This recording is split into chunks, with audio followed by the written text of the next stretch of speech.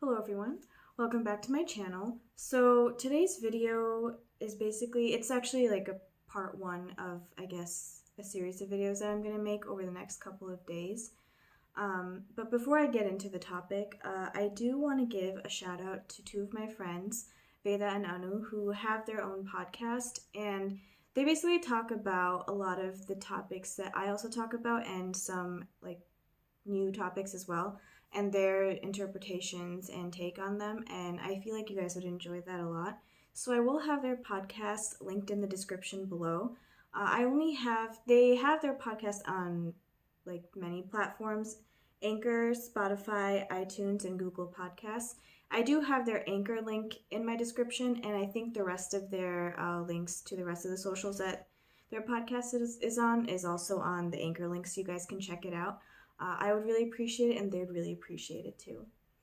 So, going into the topic, these three, concepts that I want to address in these next couple of videos, they aren't just inspired. I don't want to say inspired, but they aren't just a culmination of thoughts that I've had just because of this one event that has happened. They are a culmination of thoughts that I have, and will continue to have, based off of things that I've read about, what I've experienced, and what people have told me that they've experienced.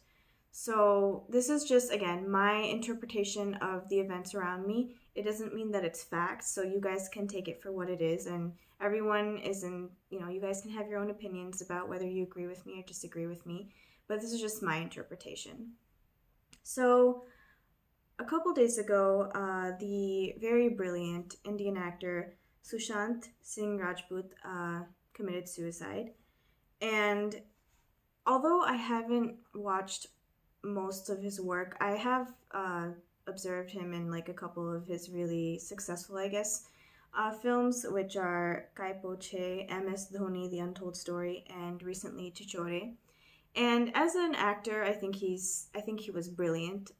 He definitely was talented, and he didn't have any connections in the industry when he started, or a so-called godfather in the industry. He definitely, whatever he accomplished was purely based off of his talent. So it was found, due to, a lot of media had, researched, obviously, why would he commit suicide. And it was found that he had been suffering from depression for the past 6 months. So there are many theories as to why he committed suicide or why he had depression, and some people say that it's a nepotism of the Indian film industry and that he wasn't given the due credit that he deserved. And also, looking into kind of some of the things that he said in some of the interviews, his last social media post on Instagram, he had a picture of his mother, who she's no longer in this world, and he had a caption that said, "Blurred past evaporating from teardrops, unending dreams, carving an arc of smile, and a fleeting life, negotiating between the two." And of course, like, many people can interpret it for what it is. For me, I think it was kind of a cry for help. Some people might have thought, oh, it's such deep poetry, but looking at the events that have happened in this post and what he wrote, I feel like it was a cry for help. And in a way, maybe in his last film, Chichore, which he was playing a father who was basically helping his son through a suicide attempt that his son had because of him not getting into a certain engineering school. And he basically taught his son in the film that suicide is not the answer to your problems. And it's really sad and ironic that that was the message of the film, yet I guess maybe he just thought life was so unbearable that suicide was the only option. So I'm not here to sit down and analyze all of these theories and speculations that the media has been throwing around or people have been throwing around, because there's plenty of that being done. And we don't know exact facts yet either. I'm just trying to take this situation and basically express the three main topics that I think that we can learn, pretty much learn from this. And basically, like I said, it's basically going to be a culmination of what I've experienced or what I've seen people experience. So, part one of this, series is going to be talking about success. So, I believe that success is something that can't be universal for everyone. It's different people get happy by different things. Yet, I feel like the day we're born, we are fed ideals of success, having a certain education, having a certain job, having a family, having a house, all of these things. We're just fed all of those things. Um, and we're taught to strive after them because that is what society defines as success, or the general public or general whoever defines as success. And I feel like when there are the select people who decide that they want something different out of life than what is fed to them, they're ostracized. And usually they can be ostracized by strangers, but they can even be ostracized by their own family and close friends. And later on, if they do find a community that supports them, then maybe it gives them the confidence again to pursue their unique interests. Otherwise, sometimes either people just completely shut themselves off from the rest of the world and pursue that interest, or they succumb to everyone's critiques and ostracization, that they decide to follow a path that maybe everyone else thinks is success, but deep down inside they actually regret it because they never got to pursue what they wanted to pursue. And I believe that success is kind of like, it's this ongoing battle in a way between having an end goal versus enjoying the process.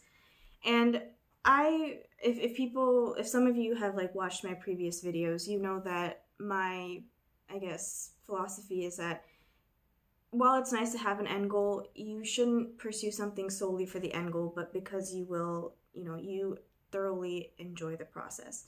The process is what matters, because end goals, while they can be achieved, that achievement is only like temporary in a way.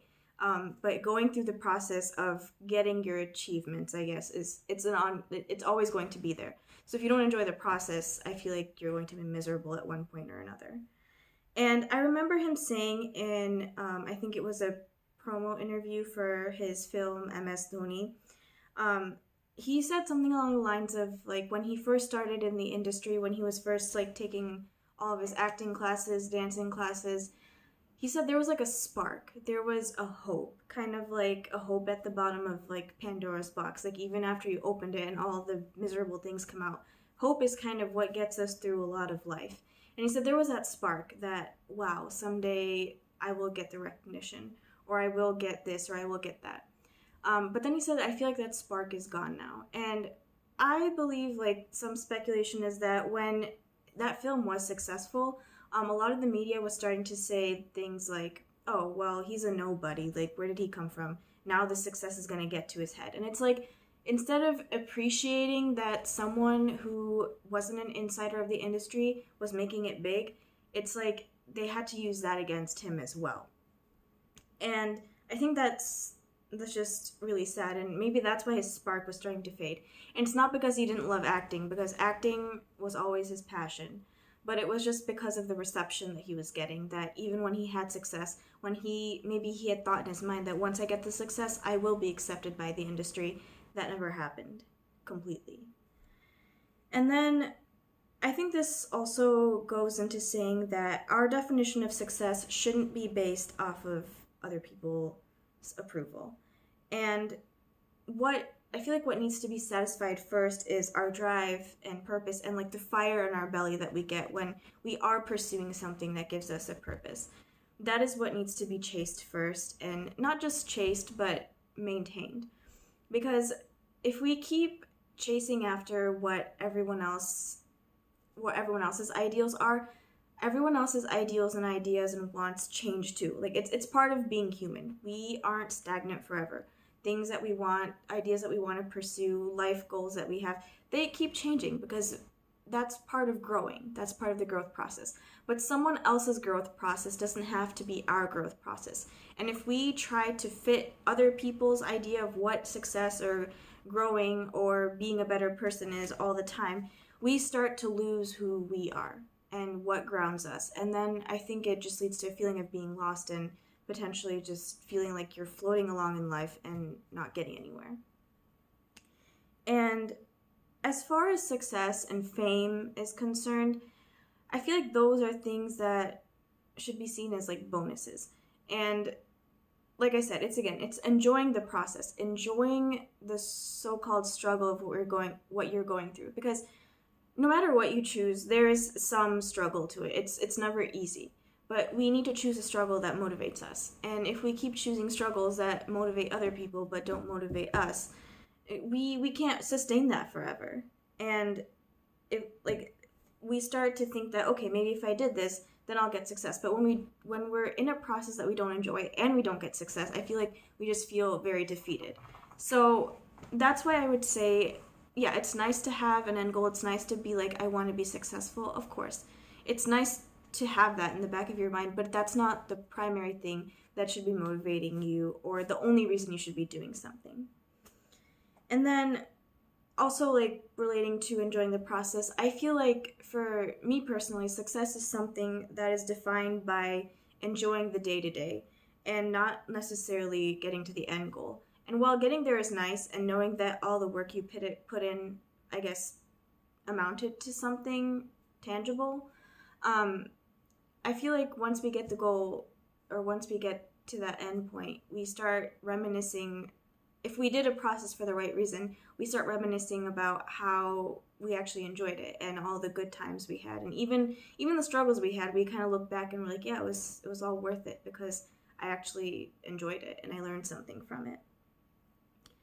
And as far as fame is concerned, I know some people think that, oh, it's completely the industry's fault, and because he didn't get the level of fame or recognition that he wanted, that's why he did it. And I don't want to necessarily blame everything on fame or the industry. And I'm not saying that they don't have a role in it. I definitely think nepotism is a thing. And I think it can be very toxic.